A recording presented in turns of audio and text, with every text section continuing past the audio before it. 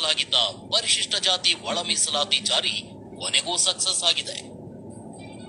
ಮಾದಿಗ ಸಮುದಾಯದ 3 ದಶಕಗಳ ಹೋರಾಟಕ್ಕೆ ಜಯ.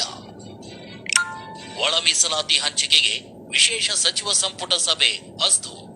ಸಿಎಂ ಸಿದ್ದರಾಮಯ್ಯ ಅಧ್ಯಕ್ಷತೆಯಲ್ಲಿ ನಿನ್ನೆ ನಡೆದ ವಿಶೇಷ ಸಂಪುಟ ಸಭೆಯಲ್ಲಿ ಪರಿಶಿಷ್ಟ ಜಾತಿಗಳಿಗೆ ಒಳ ಮೀಸಲಾತಿ ಹಂಚಿಕೆ ಮಾಡುವ ಮಹತ್ವದ ನಿರ್ಧಾರ ಕೈಗೊಳ್ಳಲಾಗಿದೆ. ನಿವೃತ್ತ ನ್ಯಾಯಮೂರ್ತಿ ನಾಗಮೋಹನ್ ದಾಸ್ ನೇತೃತ್ವದ ಏಕಸದಸ್ಯ ಆಯೋಗದ ವರದಿ ಆಧರಿಸಿ ಒಳ ಮೀಸಲಾತಿ ಹಂಚಿಕೆ ಮಾಡಿದೆ. ಇದರೊಂದಿಗೆ ಕರ್ನಾಟಕ ರಾಜ್ಯದ ದಲಿತ ಎಡಗೈ ಸಮುದಾಯದ ದಶಕಗಳ ಹೋರಾಟಕ್ಕೆ ಕೊನೆಗೂ ಜಯ ಸಿಕ್ಕಿದೆ.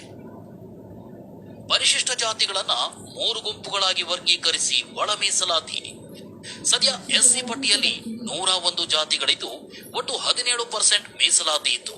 ಆದ್ರೀಗ ಒಳ ಮೀಸಲಾತಿಯನ್ನ ಜಸ್ಟಿಸ್ ನಾಗಮೋಹನ್ ದಾಸ್ ವರದಿಯನ್ವಯ 3 ಗುಂಪುಗಳಾಗಿ ವಿಂಗಡಿಸಿ ಒಳ ಮೀಸಲಾತಿ ನೀಡಲಾಗಿದೆ. ಎಡಗೈ ಸಮುದಾಯಕ್ಕೆ 6% ಮೀಸಲಾತಿ ಹಂಚಿಕೆ ಮಾಡಲಾಗಿದ್ದು, ಇದರಲ್ಲಿ ಮಾದಿಗ ಸೇರಿ 18 ಜಾತಿಗಳು ಬರಲಿವೆ. ಇನ್ನು ಬಲಗೈ ಸಮುದಾಯಕ್ಕೂ 6% ಮೀಸಲಾತಿ ಹಂಚಿಕೆ ಮಾಡಲಾಗಿದ್ದು, ಇದರಲ್ಲಿ ಹೊಲೆಯ ಸೇರಿ ಒಟ್ಟು 20 ಜಾತಿಗಳು ಇರಲಿವೆ. ಉಳಿದಂತೆ 5% ಮೀಸಲಾತಿಯನ್ನ ಲಂಬಾಣಿ, ಬಂಜಾರ, ಬೋವಿ, ಕೊರಮ, ಕೊರಚ, ಅಲೆಮಾರಿ ಸೇರಿದಂತೆ ಒಟ್ಟು 63 ಪರಿಶಿಷ್ಟ ಜಾತಿಗಳಿಗೆ ಹಂಚಿಕೆ ಮಾಡಲಾಗಿದೆ. ಸಂಪುಟ ಸಭೆ ಬಳಿಕ ಮಾತನಾಡಿದ ಕಾನೂನು ಮತ್ತು